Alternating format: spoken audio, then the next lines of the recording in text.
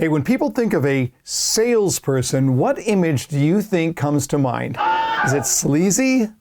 Well, we've got to change all that, and today we're going to look at 3 ways to avoid being seen as a sleazy salesperson.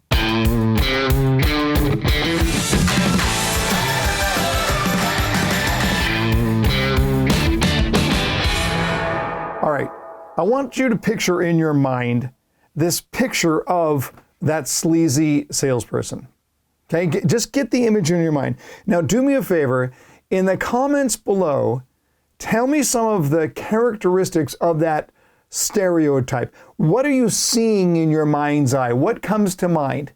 What does that person look like? What is he, it's always a he, right? What is he wearing? What does he smell like? Have some fun with it. Drop it into the comments below. Tell me a little bit about that sleazy salesperson. You know, the fact is, if you're in the sales world, you have to deal with that reputation, that image that people have in their mind. Dan Pink, when he wrote his book, To Sell is Human, he talked about this. He did these man-on-the-street interviews, and he asked people, if I say sales, you say what? If I say salesperson, what is your response? The number 1 answer was pushy. The number 2 answer was sleazy. Now look, I know that awkward feeling, I suspect you do too, of being seen as something that you are really not. But why is that? Why do people see salespeople in that way? Well, it has to do with the concept of reality versus synthetic reality. So synthetic reality is that image that comes to us as we see it in the media. Looks real, not real. So for example, when I say attorney, what image, what tone comes to mind? Probably looks something like this. Did you know it was wrong when you woke up that morning? Yes.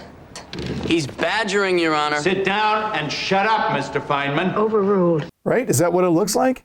But now let me ask you, how many attorneys do you actually know? And do they look like that? When I say police detective, you're probably thinking it looks something like this. Well, you know what they say, Frank. Speed kills. But how many police detectives do you actually know?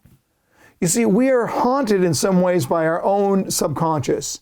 And our subconscious gets fed these false images. That's what's happened to our own customers. They perceive salespeople as what they have seen in the media or stories that have been told to them. Now, we have to deal with this, right? You can't control it. And as they say, it is what it is. Am I the only person who's tired of that saying? Oh well, it is what it is. But what if I told you that this ingrained bias can actually work to your advantage?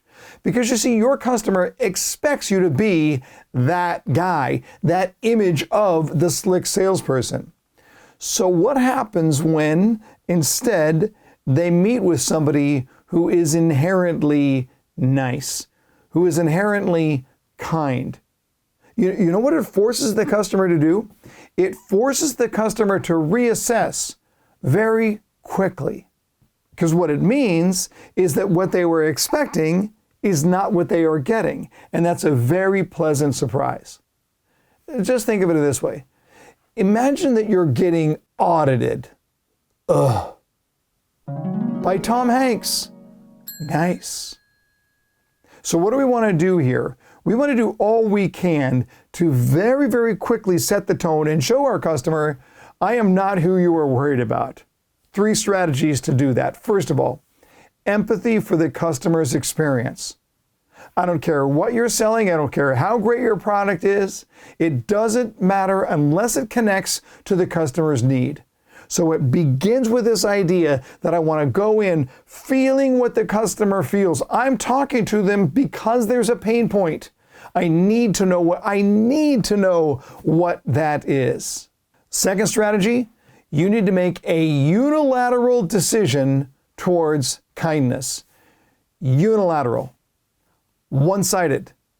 In other words, it's not dependent upon how kind or how nice they are to you. It's a decision that you make even before you begin the conversation.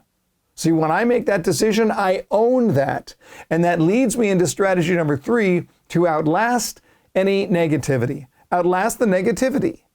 If I'm positive and they're negative, you mark my words, somebody's going to have to change. So I need to make that unilateral decision, first towards empathy, but then that I'm going to outlast. I'm not going to allow you to take me off my game. The fact of the matter is that positive energy is one of the most profound and important attributes of great salespeople.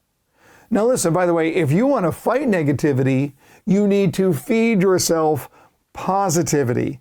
And if you haven't checked out Sales 365 yet, it's basically Facebook for salespeople without any of the negativity.